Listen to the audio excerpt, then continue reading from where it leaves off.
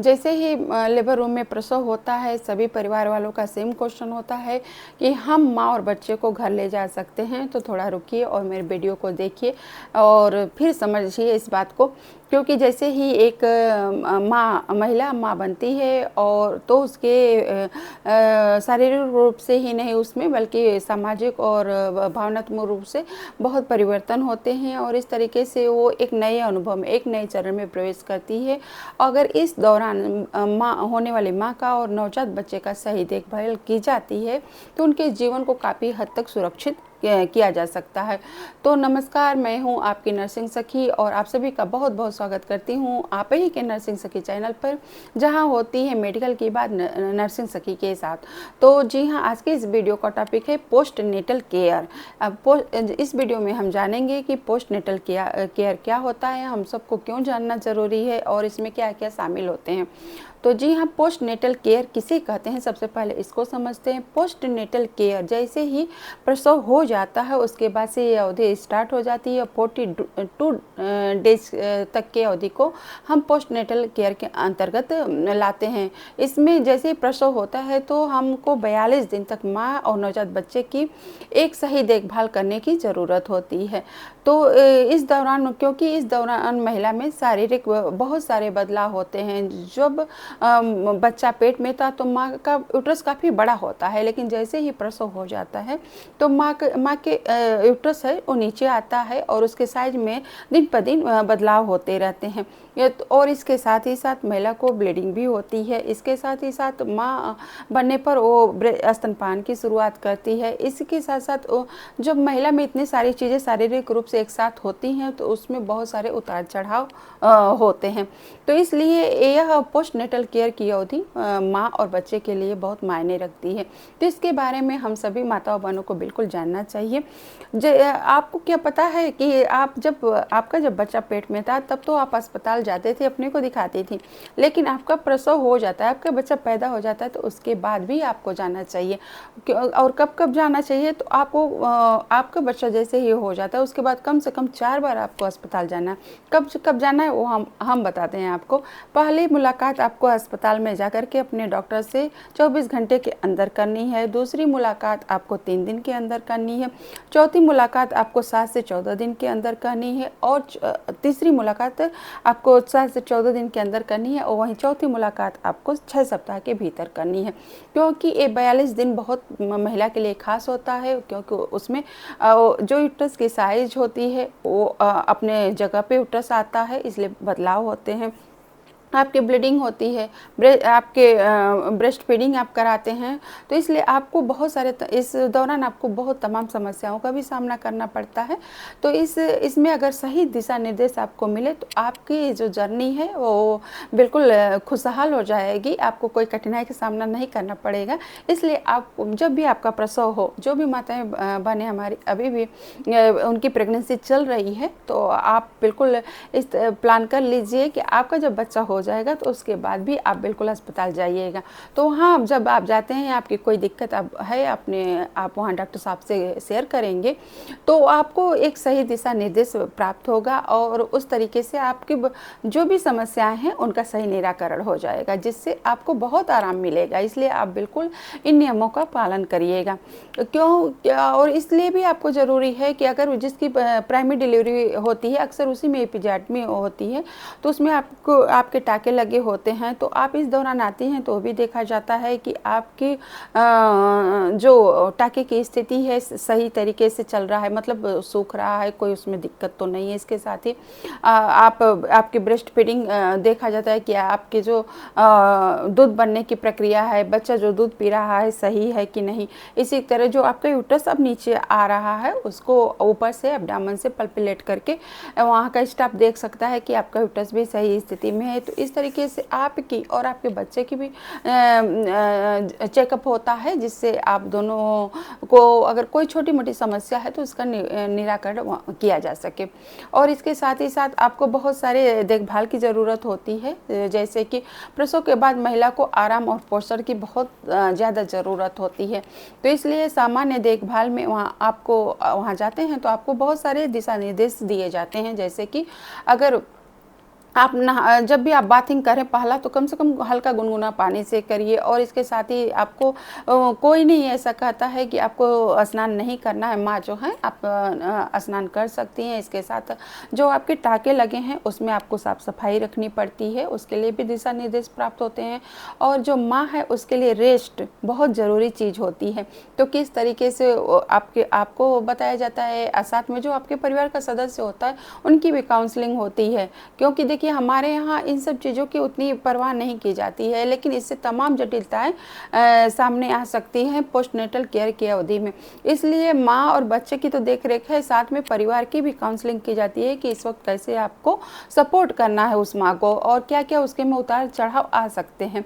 तो इसलिए जब भी आप जाएँ तो आप अपने जो भी आपका एक प्रसव साथी जिससे बनाया था आप उनको लेकर के बिल्कुल जाइए, जो आपका सहयोग कर सके उनको लेकर के जाइए, ताकि जो भी बातें डॉक्टर साहब के द्वारा वहाँ बताई जाएगी वो भी सुन सके, और इस तरीके से उसको आप सभी फॉलो कर सकें।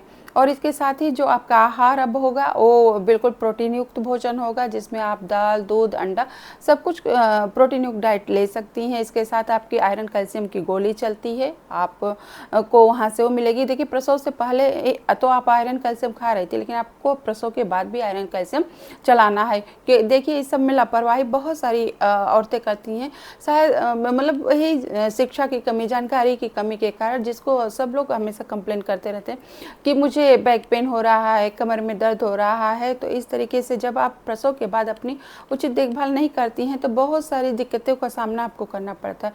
तो इस तरीके से जब आप आते हैं प्रसव के बाद, तभी आपका आयरन कैल्शियम चलाया जाता है, और कितने दिन तक चलेगा इसके बारे में आपको जानकारी डॉक्टर साहब के द्वारा दी जाती है। इसके साथ ही साथ आप अभी भी आपको जो सुविधा प्रसव के पहले आपको जो निःशुल्क मिलती थी वो सारी सुविधा अभी भी आपको मिलेगी। आपको एम्बुलेंस हो, मेडिकल सरकारी स्टोर से जो दवा है आयरन कैल्शियम, वो सारी चीज़ें आपको फ्री ऑफ कॉस्ट मिलेगी।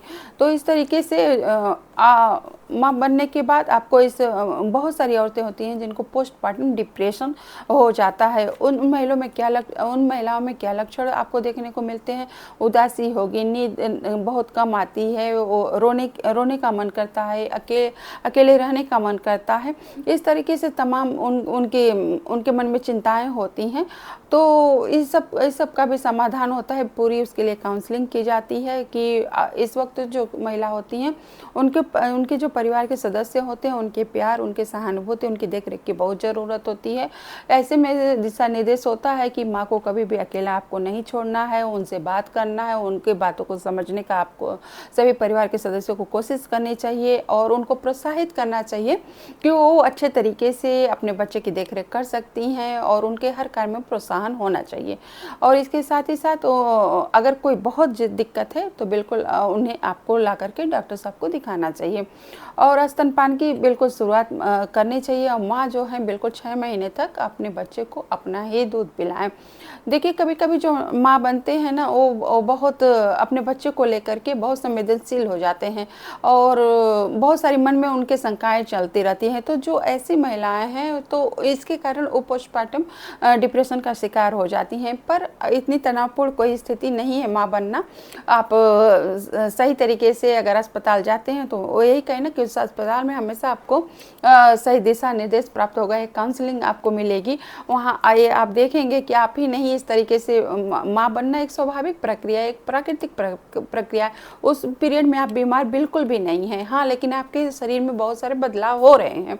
तो इस तरीके से आप बिल्कुल चिंता मत करिए, वो एक नॉर्मल प्रक्रिया है, नॉर्मल प्रोसेस है।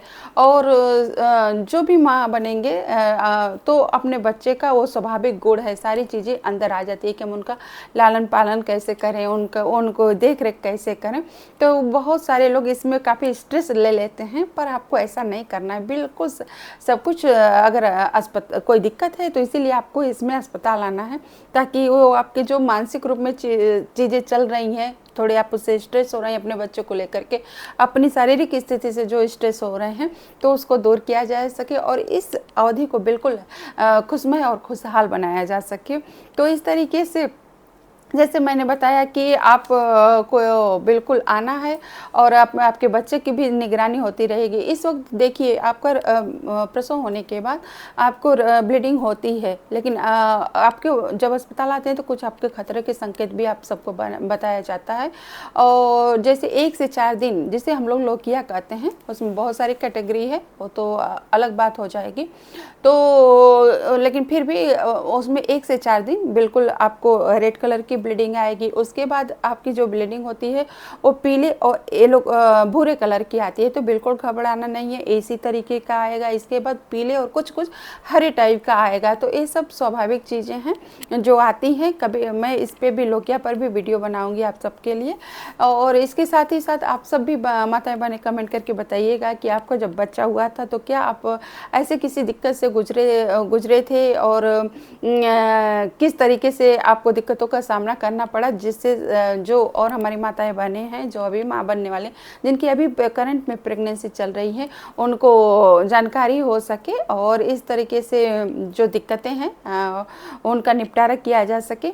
तो इस तरीके से आप कुछ विशेष बातों का बस ध्यान रखते हैं तो आप पोस्टपार्टम जो केयर है उसकी देखभाल को सही तरीके से करते हैं, तो इसमें हम जच्चे को सुरक्षित कर सकते हैं, बच्चे को सुरक्षित कर सकते हैं, मानसिक रूप से, शारीरिक रूप से।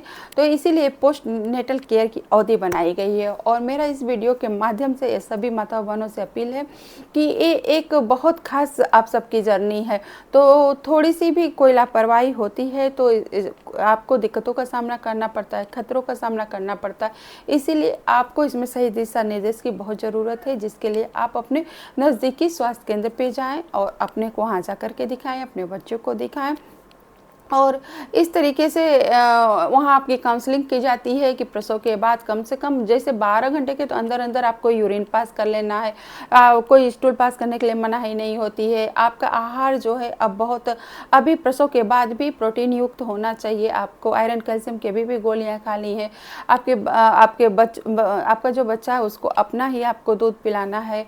ब्रेस्ट फीडिंग कैसे आप कराएंगे, कैसे किस पोजीशन में बच्चे को लेंगे, किस तरीके से कराते हैं वो जो सही तरीके से बच्चे को ब्रेस्ट फीडिंग दे, तो ये सारी चीज़ें आपको अस्पताल प्रशासन द्वारा बताई जाएगी।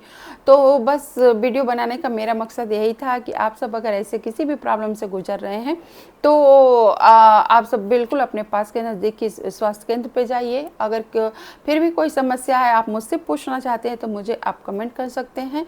और इसी के साथ फिर अगली वीडियो मैं इसी टॉपिक पे बनाऊंगी कि आपको प्रसव के बाद किस तरीके से आपका रक्तस्राव आता है और होता है और कैसे कैसे उसके स्टेप होते हैं। तो बिल्कुल लोकिया पर ही हमारा अगली वीडियो होगी, आप सबसे ही संबंधित होगी हमारी माताओं बहनों से। तो बिल्कुल हमारे वीडियो को आप सब लाइक करिएगा, शेयर करिएगा, कमेंट भी करिएगा कैसी लगी मेरी वीडियो, या कोई आपकी प्रॉब्लम है तो आप मुझसे पूछ सकते हैं। और इसके साथ साथ सब्सक्राइब करना तो बिल्कुल मत भूलिएगा। और इसके साथ मिलते हैं आप सभी से अपनी अगली वीडियो में, तब तक के लिए have a good day, bye bye, thank you very much, thank you.